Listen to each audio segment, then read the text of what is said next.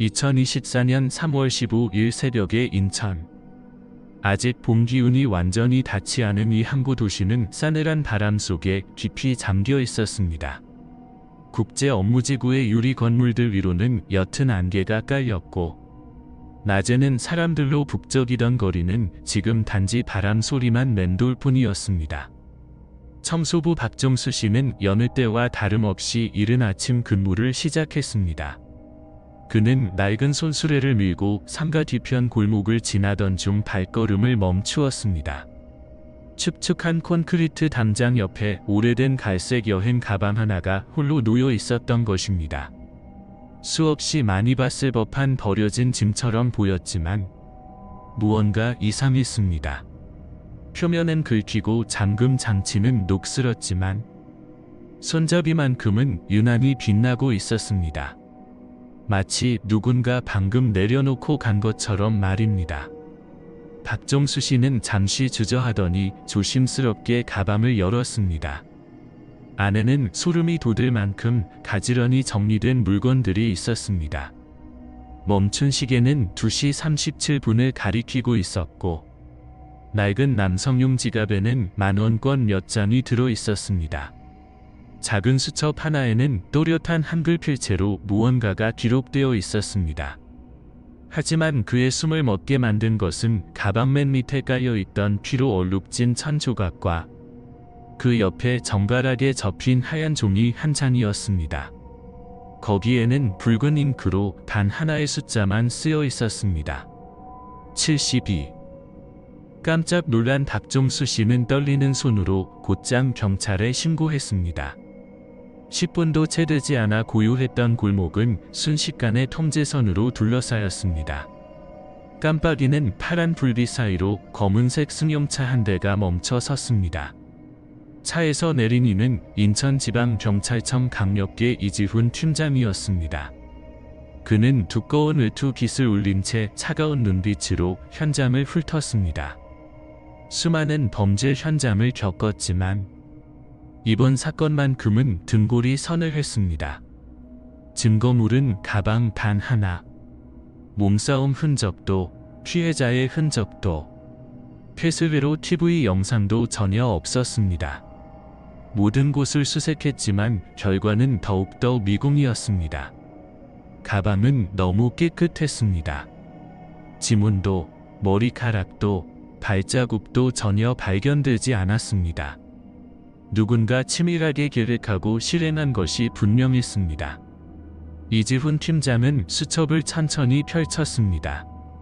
처음 몇 장에는 평범한 일상 기록들이 있었습니다. 붉은 시계, 버스 노선, 그리고 해외에서의 새로운 기회라는 문장. 그러나 읽을수록 불길한 기운이 스며들었습니다. 그 70이라는 숫자. 단순한 낙서가 아닐 수도 있는 어떤 신호일지도 모른다는 직감이었습니다. 그는 주위를 돌아보았습니다. 안개 속에서 기술수사팀이 사진을 찍고 있었고, 붉은 잉크의 종이는 투명한 비닐백에 담겨 있었습니다. 묘한 침묵 속에서 멀리 카지노 광고판의 불빛만이 깜빡거렸습니다. 시신도 명확한 단서도 없는 사건. 오직 침묵을 머금은 여행 가방 하나만 남아있을 뿐이었습니다. 그러나 이지훈 팀장은 알고 있었습니다. 모든 진실은 언제나 사소한 것에서 시작된다는 것을. 그는 깊게 숨을 들이쉬며 나지막이 말했습니다. 전부 수거해. 저 숫자도 포함해서. 72. 그게 무슨 뜻인지 반드시 알아내자. 그 말 한마디로 이른바 백골 암호 사건이 막을 올렸습니다. 그리고 냉혹한 숫자 72는 그보다 더 차가운 예감을 예고하고 있었습니다. 다음 날 아침, 인천경찰청 본청의 특별수사회의실에는 아직 노란 불빛이 새어나왔습니다. 이지훈 강력계장은 하얀 칠판 앞에 서 있었습니다. 칠판에는 빽빽한 글씨와 사진들, 그리고 붉은색으로 크게 동그라미 쳐진 숫자 72가 눈에 띄었습니다. 식어버린 커피 향이 무거운 공기 속에 섞여 있었습니다. 그는 밤새 잠을 설친 듯 쉰 목소리로 중얼거렸습니다. 그 여행 가방은 단순한 메시지가 아닙니다. 누군가의 선언이죠. 비상수사령이 내려지자마자 즉시 특별수사팀이 구성되었습니다. 핵심 요원으로는 법의학 전문가 정혜민, 디지털 분석관 박대성, 형사 김민서, 범죄심리 자문관 한수연이 합류했습니다. 이들 모두 인신매매나 사이버 범죄 같은 복잡한 사건들을 경험한 베테랑들이었습니다. 정오 무렵 첫 번째 법의학 결과가 도착했습니다. 가방 한 1000조각에서 검출된 혈액은 A형 양성이었습니다. 하지만 DNA는 전국 범죄 데이터베이스의 어떤 기록과도 일치하지 않았습니다. 즉, 피해자는 전과가 없으며 신원은 완전히 미상이었습니다. 김민서 형사가 책상 위에 수첩 속 일기를 펼쳤습니다. 마지막 문장을 읽는 순간 회의실은 고요해졌습니다. 그들이 말한 자치구역에 도착했다. 이곳은 광고와는 전혀 다르다. 나는 이제 돌아갈 수 없다. 수첩의 주인은 김동현 씨. 국가 시스템 조회 결과 그는 6달 전 실종된 인물이었습니다. 기록에는 원인 불명 실종으로 분류되어 있었습니다. 김동현 씨는 한때 배달원으로 일했지만 실종 직후 해외 취업 커뮤니티에 가입했던 기록이 남아 있었습니다. 그의 SNS에는 이런 글이 있었습니다. 동남아에서 일하면 월급 높대요. 혹시 같이 가볼 사람 있나요? 이지훈 계장은 즉시 전국 실종자 데이터베이스의 확대 수색을 지시했습니다. 몇 시간 후 결과가 도착했습니다. 총 71명, 모두 남성으로 20대에서 40대 사이였습니다. 지난 2년 동안 실종되었으며 대부분 해외 특별경제구역 취업 글을 올리거나 메시지를 주고받은 기록이 있었습니다. 누군가는 큰 빚을 졌고 또 다른 누군가는 경기 침체로 직장을 잃거나 우울증을 앓고 있었습니다. 회의실에는 키보드 소리와 프린터 소리만 가득했습니다. 이지훈 팀장 앞의 칠판은 점점 사라진 얼굴들로 채워졌습니다. 웃고 있거나 꿈을 꾸던 그들의 사진은 이제 차가운 타일 속 숫자에 불과했습니다. 그는 다시 숫자 71을 바라보았습니다. 이제 확신했습니다. 그건 우연이 아니라 실종된 사람들의 총합이었습니다. 72명, 한수연 자문관이 나지막이 말했습니다. 같은 연령대, 같은 상황, 같은 출국 경로. 이게 단순한 우연이라면 정말 잔혹한 우연이에요. 창밖으로는 인천의 저녁이 빠르게 내려앉았습니다. 가로등 불빛이 빗물에 젖은 도로 위로 번졌습니다. 이지훈 팀장은 자리에서 일어나 코트를 여몄습니다. 지금부터 이건 단순한 실종 사건이 아닙니다. 그의 목소리가 단호하게 울렸습니다. 우리는 조직적인 인신매매 네트워크와 마주하고 있어요. 그리고 70이라는 숫자는 그 빙산의 일각일 뿐입니다. 회의실은 다시 침묵에 잠겼습니다. 밖에서는 빗방울이 창문을 두드렸고 컴퓨터 화면의 불빛만이 사람들의 얼굴을 비추고 있었습니다. 그날 밤 특별수사본부가 공식적으로 가동되었습니다. 사라진 72명의 영혼이 누군가의 목소리를 기다리고 있었습니다. 특별수사팀 사무실은 파란빛 모니터 불빛으로 가득 차 있었습니다. 수십 개의 채팅방, 웹사이트, 그리고 끊임없이 깜빡이는 코드들이 거대한 거미줄처럼 얽혀 있었습니다. 그 속에서 수사관들은 사라진 72명의 영혼을 추적하고 있었습니다. 사이버 수사 전문 형사 박대성은 키보드를 쉴 새 없이 두드렸습니다. 그의 목소리는 쉰 듯 거칠었습니다. 사흘째 의자에서 일어나지도 못한 탓이었습니다. 이건 텔레그램 비공개 채팅방들이에요. 그는 화면을 가리켰습니다. 거기엔 수많은 익명 계정들이 줄지어 있었습니다. 드림작, 럭키카지노, 프리덤 88 모두가 공통된 키워드를 사용했습니다. 특별 경제 구역, 쉬운 일, 높은 급여, 그리고 합법적인 동남아 취업 기회. 뒤에서 지켜보던 이 팀장은 차가운 눈빛으로 화면을 바라봤습니다. 그는 수많은 사기 사건을 다뤄봤지만 이렇게 정교한 시스템은 처음이었습니다. 모든 링크, 모든 계정이 여러 겹의 암호화와 프록시 서버 뒤에 숨어 있었습니다. 브로커라고 불리는 자들은 성공한 한국인처럼 가장하여 호화로운 저택, 외제차, 두툼한 달러 뭉치를 SNS에 올리고 있었습니다. 한수연 분석관이 해독된 채팅 내용을 읽으며 조용히 말했습니다. 협박하지 않아요. 대신 희망으로 유혹하죠. 피해자들은 절망 속에 있었고 그들에게 필요했던 건 단 하나, 믿을 수 있는 약속이었어요. 이지훈 형사가 손짓했습니다. 김민서 형사가 실종자 김동윤 씨의 온라인 기록을 추적하기 시작했습니다. 그의 휴대폰에는 미스터 한 IT 채용이라는 계정과 주고받은 수백 건의 메시지가 남아 있었습니다. 처음에는 그럴듯했습니다. 사무직, 월급 300만 원, 숙식 제공. 하지만 곧 이상한 문장들이 이어졌습니다. 입국 절차를 위해 여권은 잠시 보관됩니다. 걱정 마세요. 복원된 음성 파일 속 김동현 씨의 목소리는 떨리고 있었습니다. 이곳이 뭔지 잘 모르겠어요. 그들이 자치구역으로 데려간다고 했는데 이틀째 햇빛을 본 적이 없어요. 순간 사무실은 고요해졌습니다. 컴퓨터 펜 소리만이 공기를 다루고 있었습니다. 박대성 형사는 다시 IP 추적을 이어갔습니다. 분석 결과 서버는 대부분 태국, 필리핀, 캄보디아를 경유했고 마지막에는 서울의 한 프록시 주소로 되돌아오고 있었습니다. 즉, 누군가 한국 안에서 이 거대한 범죄를 조종하고 있었습니다. 한수연 분석관은 72명 피해자의 심리 분석표를 열었습니다. 그들은 공통된 패턴을 가지고 있었습니다. 빚, 실직, 해외 취업 희망, 혹은 온라인 도박 중독. 그녀는 조용히 말했습니다. 이건 납치가 아니에요. 유혹이에요. 그들은 희망이라 믿은 길을 한 걸음씩 걸어간 거죠.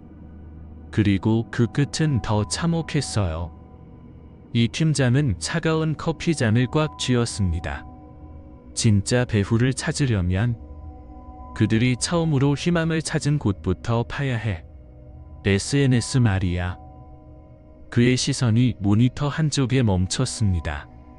거기엔 이런 문구가 선명히 떠 있었습니다. 자유는 여기서 시작된다. 그는 낮게 속삭였습니다. 아니, 자유는 여기서 끝났어. 컴퓨터 불빛 아래 사람들의 그림자가 움직였습니다. 그들은 끝없이 데이터를 분해하고 디지털 안개 속에서 단서를 찾아냈습니다. IP 하나하나, 복원된 대화 한 줄 한 줄이 사라진 이들의 마지막 숨결이었습니다.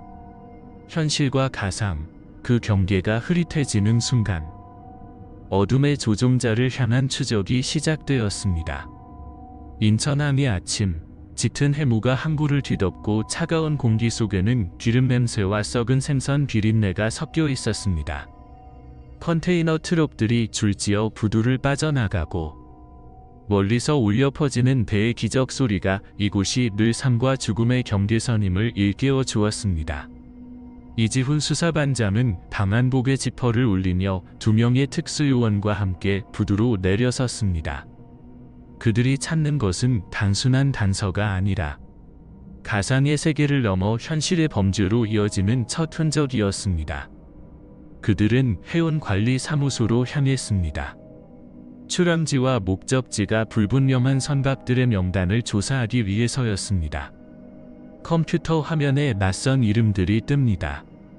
블루웨이브 로지스틱스, 퍼시픽선, 오션윈. 박대성 요원이 모니터를 들여다보며 나지막이 말했습니다. 이 회사들 모두 합법적인 허가증은 있는데 거래 기록이 전혀 없습니다. 세금도 없고 실제 직원도 없어요. 숫자만 남아 있습니다. 이 팀장은 얼굴을 굳혔습니다. 서류 세탁용 조직일 가능성이 높군. 아마 인신매매용일지도 몰라. 그는 알고 있었습니다. 수십 명의 사람을 흔적 없이 이동시키려면 바다만큼 완벽한 곳은 없습니다. 어선, 관광선, 냉동 컨테이너, 모든 것을 이용할 수 있었습니다. 포렌식 팀이 부두 주변을 수색하던 중 뜻밖의 증인이 나타났습니다. 퇴직한 한만 직원 박병호 씨. 햇볕에 그을린 얼굴. 술 기운이 남은 숨결. 그는 방파제 근처의 허름한 선술지대에 앉아 있었습니다. 그는 잔을 내려놓으며 떨리는 목소리로 말했습니다. 밤배들 말입니까? 흉터 있는 남자가 하나 있었어요. 목에 이렇게 뒤게. 그는 손가락으로 자신의 목을 짚었습니다. 항상 갑판에서 담배를 피웠죠. 그 배는 등록도 안 돼 있고 이름도 없어요. 몇 시간만 정박했다가 새벽 전에 사라졌습니다. 그들이 뭘 실었는지, 아니 누구를 실었는지 아무도 묻지 않았어요. 이지훈 팀장은 명함 한 장과 아직 개봉하지 않은 소주 한 병을 테이블에 남기고 조용히 일어섰습니다. 밖으로 발걸음을 옮기자 바닷바람이 얼굴을 강하게 때렸습니다. 그는 멀리 회색 안개 속을 응시했습니다.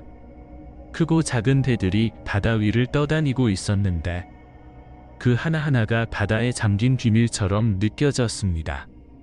그날 오후 박대성 형사는 수상한 돈의 흐름을 포착했습니다. 블루웨이브 로지스틱스가 캄보디아와 라오스의 유령 회사들로 정기적으로 돈을 보내고 있었던 것입니다.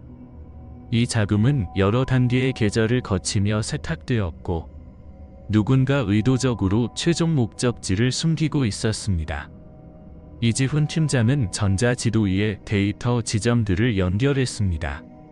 인천, 평택, 프놈펜. 눈에 보이지 않는 선이 그려지며 한반도에서 동남아까지 이어졌습니다. 그는 나지막이 중얼거렸습니다. 이건 단순한 실종 사건이 아니야. 국제적인 네트워크의 경계선이지. 밤이 깊어갈 무렵 수사팀은 여전히 부두 위에 머물러 있었습니다. 배들의 불빛이 물결에 반사되어 마치 부서진 유리 조각처럼 차갑고 불안하게 흔들렸습니다. 안개 속에서 이지훈 팀장은 오직 하나의 감각만을 믿고 있었습니다. 바로 직감.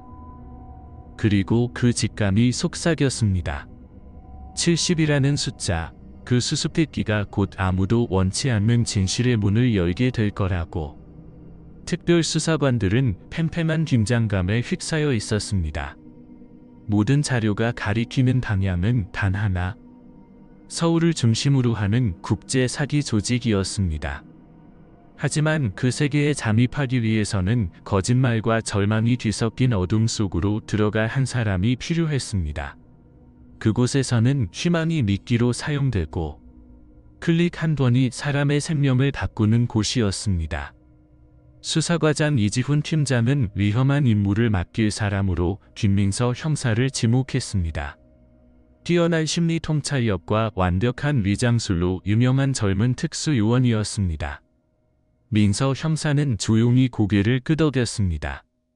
결의에 찬 눈빛 뒤로는 약간의 불안이 스쳤습니다. 그녀의 임무는 절망에 빠진 빚쟁이 여성으로 위장하여 SNS를 통해 인생 역전을 꿈꾸는 피해자처럼 행동하는 것이었습니다. 가짜 신분은 치밀하게 만들어졌습니다. 윤혜진 씨, 무직, 빚 5천만 원. SNS 계정, 사진, 대화 기록, 구직 이력까지 모든 것이 실제처럼 세밀하게 조작되었습니다. 24시간도 채 지나지 않아 덫은 완성되었습니다. 민서 형사는 텔레그램의 음성 그룹에 잠입했습니다. 그곳에서는 브로커라 불리는 인물들이 은어로 대화를 주고받았습니다. 그들은 피해자를 지원자, 해외를 배송, 그리고 캄보디아를 안전자치구라고 불렀습니다. 처음 받은 메시지는 짧고 간결했습니다. 월 300만 원 이상 보장, 숙식 제공, 여권과 등록비 200만 원만 있으면 됩니다. 조용히 진행하면 제가 도와드릴게요. 보낸 사람은 터초이88이라는 프로필 사진조차 없는 의문의 계정이었습니다. 하지만 그의 말투는 소름 끼치게 다정했습니다. 민서 형사는 심리전 기술을 이용해 불안하고 절박한 척 연기했습니다.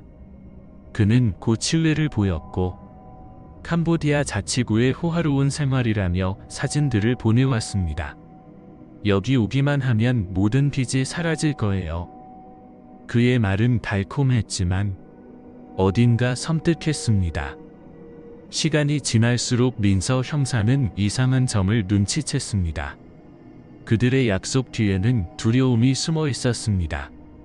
몇몇 브로커들은 오히려 불안해하며 경고처럼 말을 남겼습니다. 그중 이수진이라는 계정은 자주 이런 메시지를 보냈습니다. 거기 가면 누구도 믿지 마세요.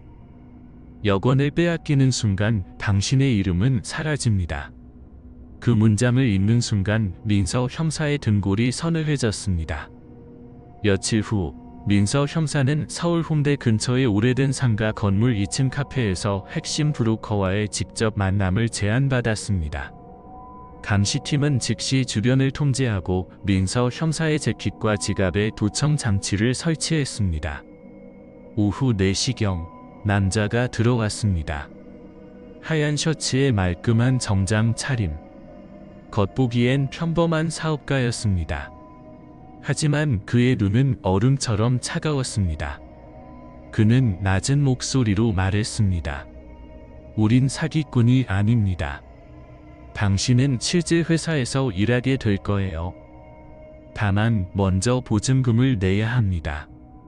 캄보디아에서는 모든 게 훨씬 쉬워요.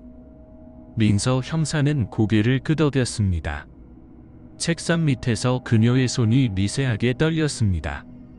그 순간 이지훈 팀장은 인근 차량에서 화면을 주시하고 있었습니다.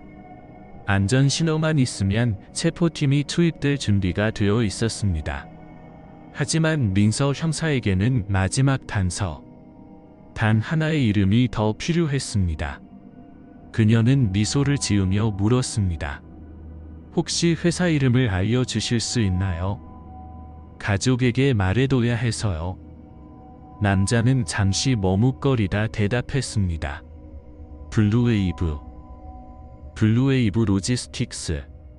하지만 너무 캐묻지 마세요. 알고 나면 후회할 겁니다. 그 한마디가 퍼즐의 마지막 조각이었습니다.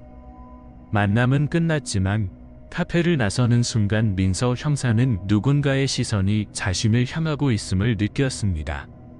건너편 건물 창가에서 반짝이는 그림자, 그리고 스산하게 스쳐가는 바람. 그녀는 직감했습니다. 진짜 게임이 지금 시작되었다는 것을. 그날 밤 서울 하늘은 먹구름으로 뒤덮여 있었습니다. 곧 비가 쏟아질 것 같은 불길한 기운이 감돌았습니다. 카페에서 세 블록 떨어진 감시 차량 안. 이지훈 수사과장은 모니터를 뚫어지게 바라보고 있었습니다. 민서 형사의 옷깃에 숨겨진 카메라에서 실시간으로 전송되는 영상에는 목에 짧은 흉터가 있는 남자가 끊임없이 주위를 살피는 모습이 또렷하게 잡혔습니다. 민서 형사가 카페를 나서자 남자는 곧바로 뒤를 봐봤습니다. 그 순간 이 과장은 조용히 명령했습니다. 지금이다. 움직여. 두 방향에서 검은 차량 세대가 동시에 튀어나와 골목길을 차단했습니다. 경찰이다. 무기를 내려놔. 비명과 자동차 경적. 그리고 초여름 소나기 소리가 뒤섞였습니다. 남자는 필사적으로 달아나며 경찰 한 명을 밀쳐 쓰러뜨렸습니다. 그러나 골목 끝에는 이미 2명의 특수요원이 매복 중이었습니다. 몇 초도 지나지 않아 그는 차가운 시멘트 바닥에 얼굴을 박고 수갑이 채워졌습니다. 그날 밤 특별수사본부의 불은 꺼지지 않았습니다. 남자는 자신을 강대준, 블루웨이브 로지스틱스사의 중개인이라고 밝혔습니다. 그의 표정은 이상하리만큼 담담했습니다. 모든 것을 포기한 사람처럼 텅 빈 눈빛이었습니다. 이지훈 팀장은 낮은 목소리로 물었습니다. 김동현은 어디 있지? 그리고 나머지 71명은? 강대준은 잠시 입을 다물더니 비웃듯 말했습니다. 당신들은 모를 거야. 그들은 이미 분류됐어.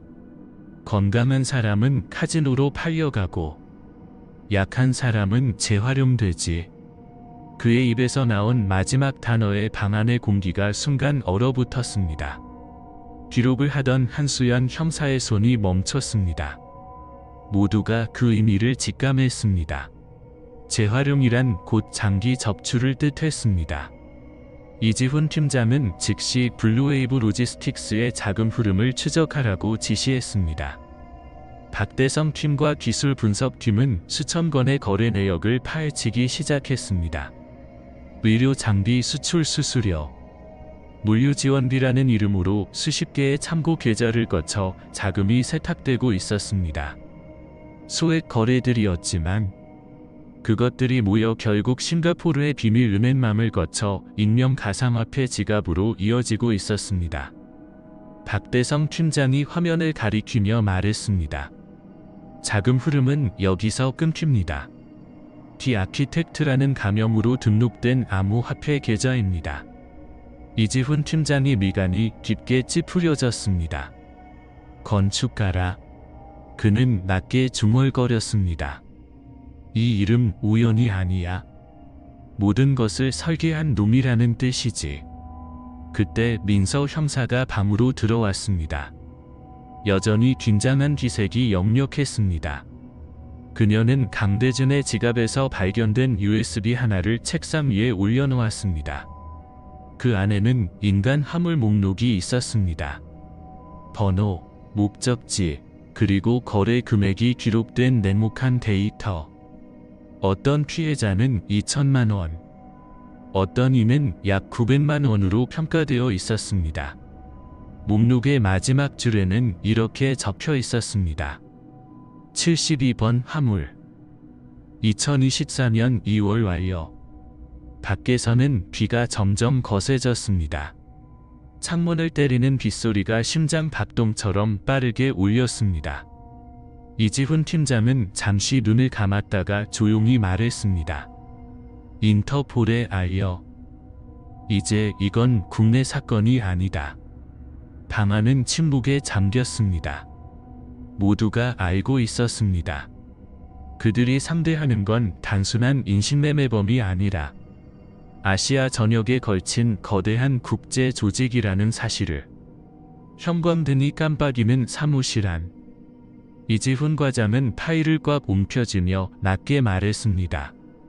건축가, 디아키텍트를 반드시 찾아낸다. 그가 어디에 숨어 있든. 인천지방경찰청 회의실이 밝은 조명 아래에 빛났습니다.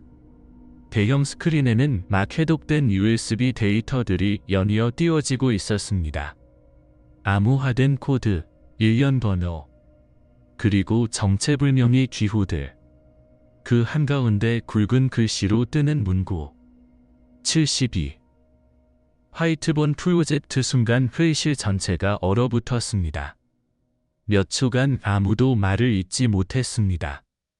에어컨의 희미한 바람 소리와 박대성 형사의 빠른 키보드 소리만이 공간을 메웠습니다. 화이트본 프로젝트라.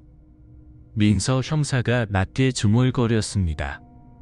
작전 암호명인가요? 대성 형사가 고개를 끄덕였습니다. 그것뿐만이 아닙니다. 이건 희생자 분류 시스템이에요. 화이트본, 백골. 이미 처리된 사람들에게 부여되는 코드입니다. 이지훈 수사과장이 입술을 굳게 다물었습니다. 그는 차가운 데이터 속에서 죽음의 냄새를 느꼈습니다. 각 기호와 숫자는 단순한 데이터가 아니었습니다. 그건 사람이었습니다. 어딘가에서 이름도 남기지 못한 채 사라진 생명들이었습니다. 그는 즉시 인터폴의 국제보고서를 재확인해달라고 요청했습니다. 몇 시간 뒤 회신이 도착했습니다. 캄보디아 프놈펜 외곽에 위치한 특별 경제구역. 일반 시민은 접근할 수 없는 지역. 그곳엔 카지노, 공장, 그리고 높은 담으로 둘러싸인 숙소만 존재했습니다.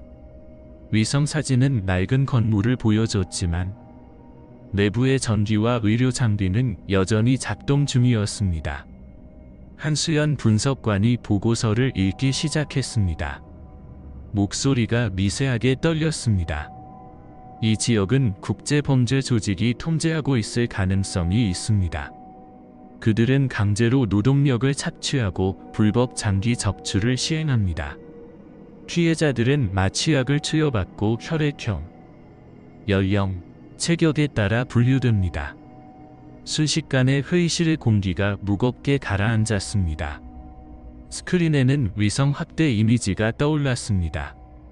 건물 외벽에는 인도적 의료센터라는 글씨가 붙어 있었지만 그 뒤편에는 흰색 컨테이너들이 줄지어 세워져 있었습니다. 통풍구와 냉각 장치가 달린 그 구조물을 보고 인터폴 기술요원이 단언했습니다. 저건 장기 보관용 냉동 창고입니다. 이 과장은 눈을 감았습니다. 70이라는 숫자가 더 이상 단순한 코드로 보이지 않았습니다. 그건 사람의 수였습니다. 캄보디아의 그 자치구역으로 옮겨진 한국인 피해자 72명. 그리고 그중 다수는 이미 생존 가능성이 없었습니다.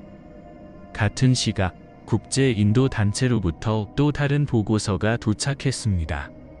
첨부된 폴더 안에는 몰래 촬영된 사진들이 있었습니다.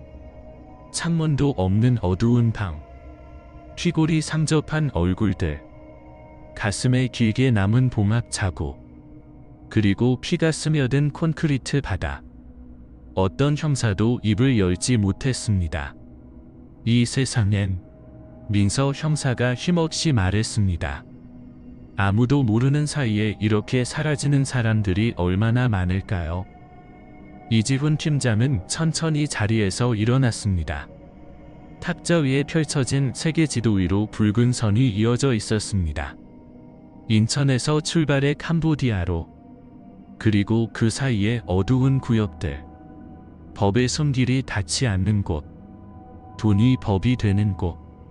그는 굳은 목소리로 말했습니다. 이건 단순한 사건이 아닙니다. 전 세계가 공범이 된 악몽이에요. 우리가 그 악몽을 깨워야 합니다.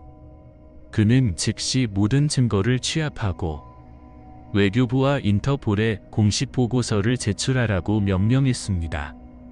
이제 72 화이트본 프로젝트의 암호는 풀렸고 그것은 현대 역사상 가장 끔찍한 범죄 중 하나로 이어지는 문이었습니다. 밖에서는 비가 내리고 있었습니다. 서울의 회색 하늘 아래 빗방울이 유리창을 타고 흘러내렸습니다. 그 물자국은 마치 눈물 같았습니다. 어두운 창문 속에 비친 이지훈 팀장의 얼굴처럼 말입니다.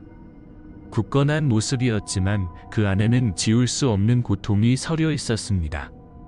더 아키텍트, 즉 건축가라는 이름이 조용한 회의실 안에 울려 퍼졌습니다.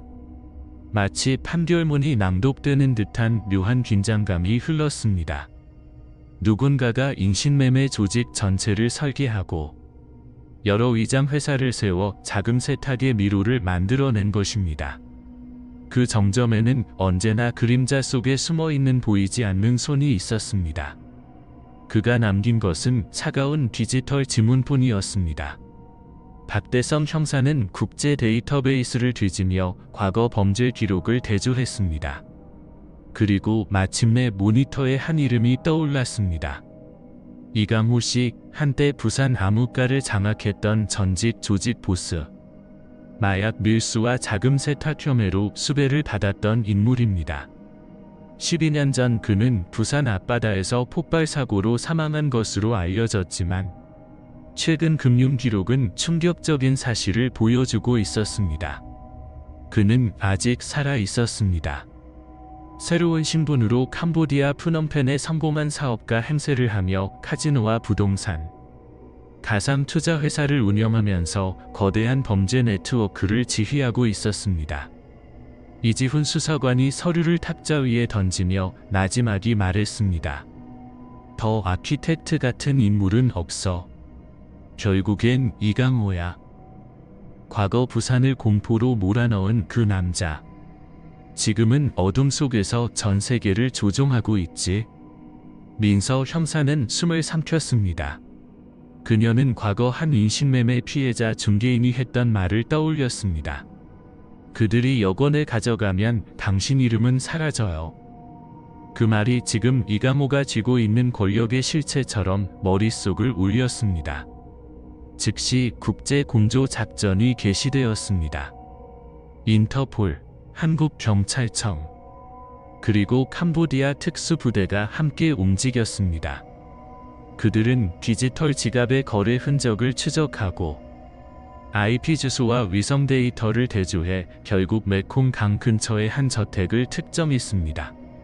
그곳은 이강호가 자주 드나드는 곳이었습니다. 이지훈 팀과 특수요원 팀은 국제 체포영장을 손에 쥔 채 프놈펜으로 향했습니다. 번호판 없는 차량으로 붉은 흙길을 달리며 강가에 비친 카지노 네온 불빛이 차창 밖으로 스쳐갔습니다. 그 시각 저택 안에서는 외국인 투자자들과의 파티가 한창이었습니다. 이강호는 금색 반지를 낀 손으로 와인잔을 들어 올리며 웃고 있었습니다. 반지에는 눈 모양의 문양이 새겨져 있었습니다. 수사팀이 화이트본 프로젝트 데이터에서 이미 본 적이 있는 상징이었습니다. 하지만 작전은 순탄치 않았습니다. 무장 경비원들이 나타나 지하층을 방어했고 곧 격렬한 총격전이 벌어졌습니다. 민서 형사는 통제실에서 하드디스크를 확보하려다 송탄이 스쳐 지나갔습니다.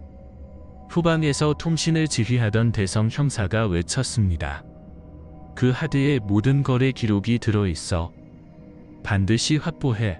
혼란 속에서 이강호는 뒷문으로 빠져나가 작은 보트에 올랐습니다. 특수부대가 접근하자 그는 고개를 돌려 미소를 지으며 무전기에 대고 말했습니다. 날 잡을 수는 있겠지? 하지만 이 조직은 멈추지 않아. 이미 국가의 경계를 넘어섰으니까. 보트는 메콩 강의 어둠 속으로 질주했습니다.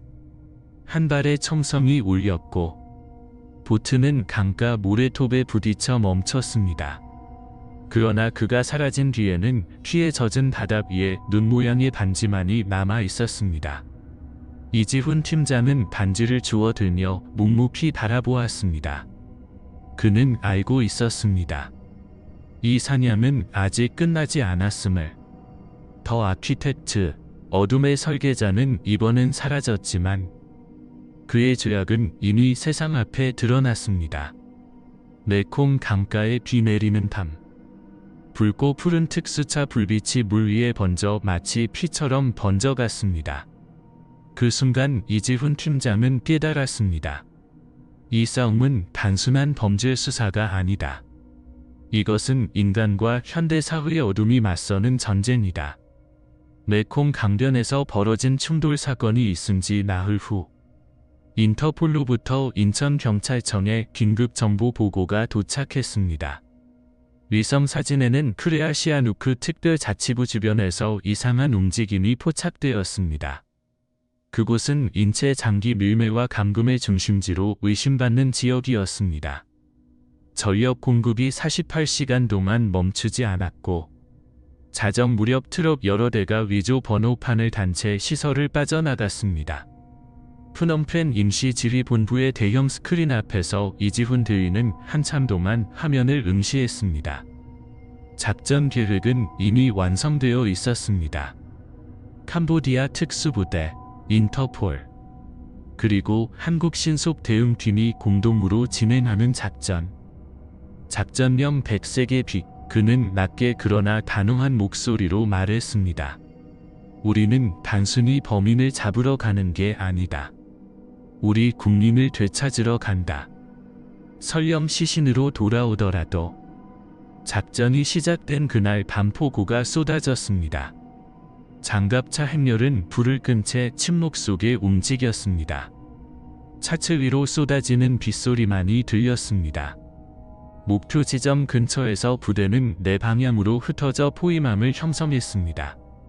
신호음이 울리고 철문이 폭발음과 함께 열렸습니다. 비명, 총성, 물웅덩이를 밟는 발소리가 뒤엉켜 지옥 같은 혼란이 시작되었습니다. 민서 형사는 붉은 네온 불빛이 깜빡이는 창고로 뛰어들었습니다. 그 안에는 수십 명의 남녀가 쇠침대에 손이 묶인 채 누워 있었습니다. 피부는 창백했고 몸은 뼈만 남은 듯했습니다. 그녀는 떨리는 손으로 쇠사슬을 풀며 외쳤습니다. 한국 경찰입니다. 이제 안전합니다. 구하러 왔어요. 그때 한 남자가 거의 숨이 끊어질 듯한 목소리로 속삭였습니다. 진동현. 냉동실 안에. 그 한마디에 민서 형사는 복도의 끝. 푸른 불빛이 새어나오는 철문으로 달려갔습니다. 문을 밀자 차가운 공기가 얼굴을 스쳤습니다. 안에는 하얀 비닐백이 줄지어 놓여 있었고 각 봉투에는 붉은 글씨로 A+와 72가 적혀 있었습니다. 민서 형사의 눈에 눈물이 고였습니다. 그녀는 깊게 숨을 들이쉬며 무전기를 눌렀습니다. 확인했습니다. USB 파일의 72번 목록과 일치합니다. 일부는 이미 처리된 상태입니다. 위층에서는 특수부대가 무장 조직원들을 제압하고 외국인 의사와 기술자들을 체포했습니다. 책상 위에서는 장기 거래 내역이 담긴 하드디스크가 발견되었습니다.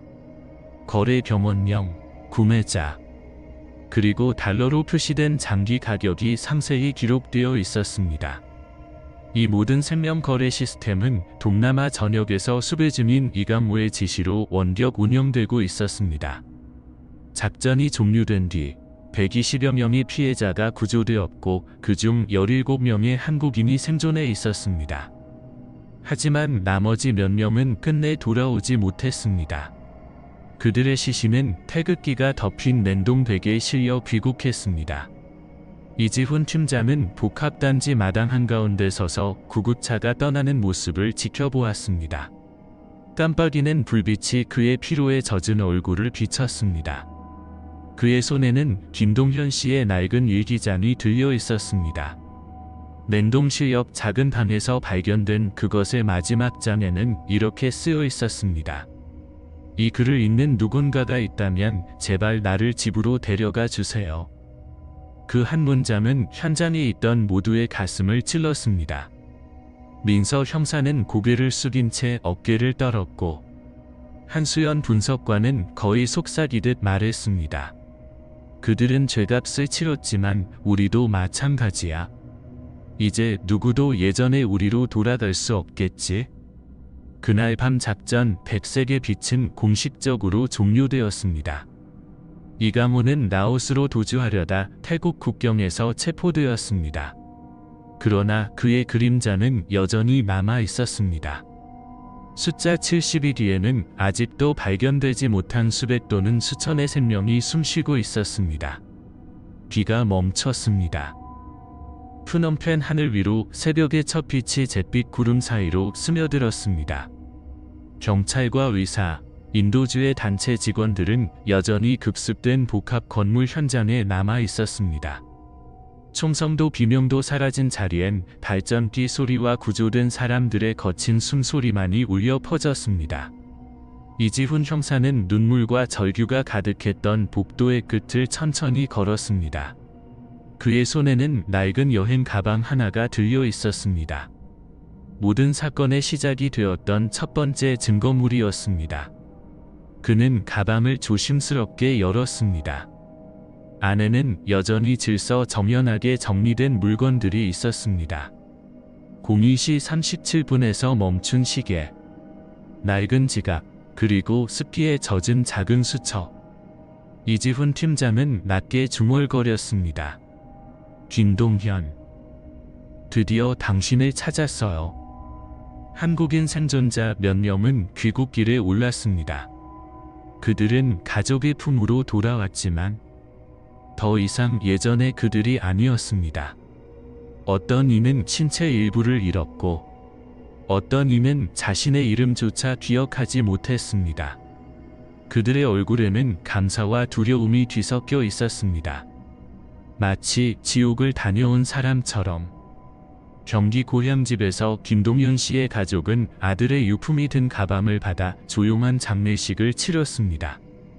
어머니는 영점 앞에 앉아 떨리는 손으로 수첩을 제단 위에 올려놓으며 말했습니다. 좋은 일자리 구해 돌아오겠다고 했는데 이제야 정말 집에 왔구나. 밖에서는 이웃들이 묵묵히 고개를 숙였습니다.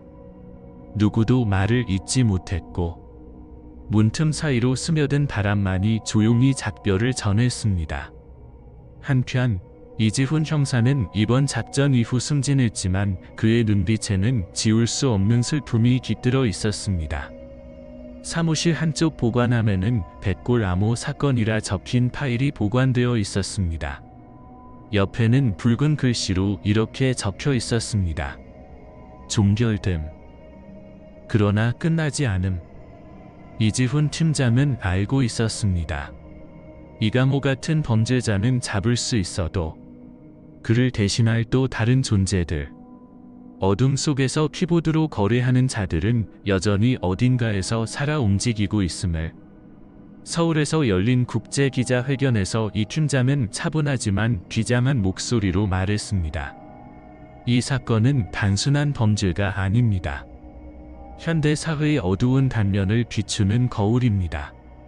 탐욕과 빈곤, 그리고 더 나은 삶에 대한 절망적인 욕망이 인간을 스스로 함정으로 몰아넣었습니다. 우리는 인신매매범을 잡을 수 있지만 새로운 희생자는 끊이지 않을 것입니다. 사람들이 여전히 어둠의 달콤한 약을 믿는 한 수많은 카메라 셔터 소리가 이어져 터졌습니다. 이 팀장은 고개 숙여 인사한 뒤 플래시의 눈부신 불빛 속을 뒤로 한 채 회의장을 나섰습니다. 그는 알고 있었습니다. 정의는 승리할 수 있지만 인간의 마음까지 구원하기는 어렵다는 것을. 그날 밤 인천 항구 인근 한 청소 노동자가 버려진 낡은 여행 가방 하나를 발견했습니다. 그는 잠시 망설이다가 결국 열지 않았습니다. 이번엔 CCTV가 작동 중이었습니다. 카메라는 찬 바람 속을 걸어 떠나는 그의 뒷모습을 담았습니다. 가방에는 빗물에 번진 붉은 잉크로 이렇게 쓰여 있었습니다. 73.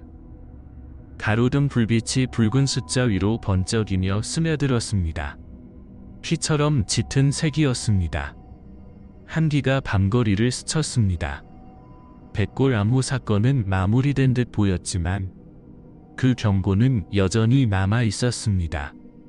그리고 사람들의 마음속 어딘가에서 속삭였습니다. 어둠은 사라지지 않는다. 그저 누군가의 순진함을 기다릴 뿐이다.